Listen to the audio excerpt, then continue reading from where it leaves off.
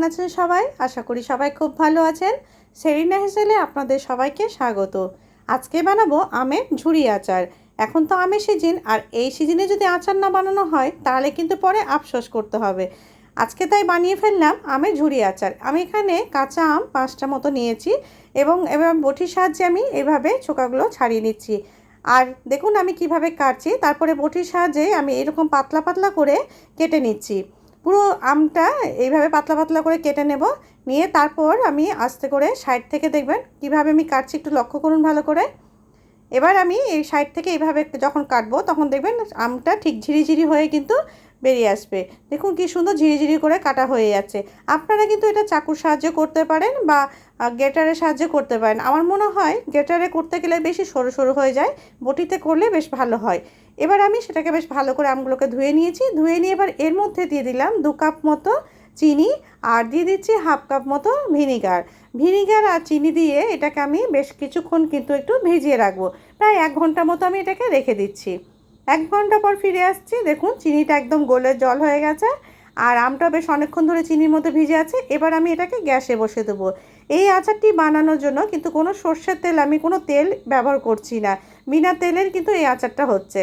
এবার আমি গ্যাসের চুলা অন করে দিয়েছি, আমি বসিয়ে দিয়েছি একটা কড়াই। এবার এটাকে নাড়তে থাকবো, আর এর মধ্যে আমি অ্যাড করে দেবো পরিমাণ মতো লবণ, হলুদ, আর দিয়ে দিচ্ছি কাশ্মীরি লাল লঙ্কার গুঁড়ো।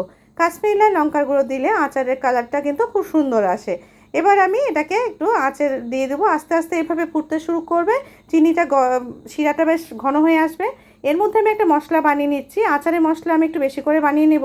এর মধ্যে দিয়েছি আমি মৌরি, ধনে, জিরে, আর দিয়ে দিয়েছি 5 ফোড়ন, গোটা গোলমরিচ, আর 4টে শুকনো লঙ্কা। আমি এটাকে বেশ ভালো করে একটু হালকা করে ভেজে নিয়ে আমি এটাকে গুঁড়ো করে নিচ্ছি। দেখুন আমার আস্তে আস্তে চিনির রসটা টেনে এসছে, বেশ ঘন হয়ে এসছে, আর কালারটা দেখুন কি সুন্দর হয়েছে। আমি আর বেশি ঘন করব না, কারণ ঠান্ডা হয়ে গেলে কিন্তু এটা অটোমেটিক আবার টেনে নেবে। তাই এখানে নামানোর আগে আমি যে মশলাটা করে রেখেছি আচারের, সেটা 2 চামচ এর মধ্যে আচারের মধ্যে আমি দিয়ে দিলাম। দিয়ে বেশ ভালো করে আরেকবারও এটাকে নেড়ে নিলাম।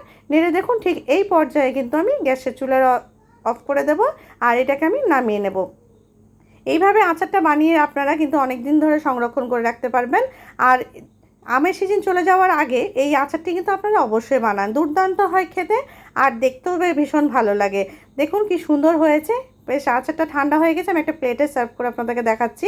দেখুন একদম চিনির রসটাও টেনে নিয়েছে, আর আমের ইয়েগুলো ঝুড়ি ঝুড়িগুলো বেশ একটা এবারে ছাড়া ছাড়াই কিন্তু হয়ে আছে।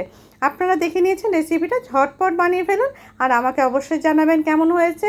আমার ভিডিওটি ভালো লাগলে লাইক, শেয়ার, সাবস্ক্রাইব করতে ভুলবেন না। ভালো থাকবেন বন্ধুরা, সুস্থ থাকবেন। ধন্যবাদ।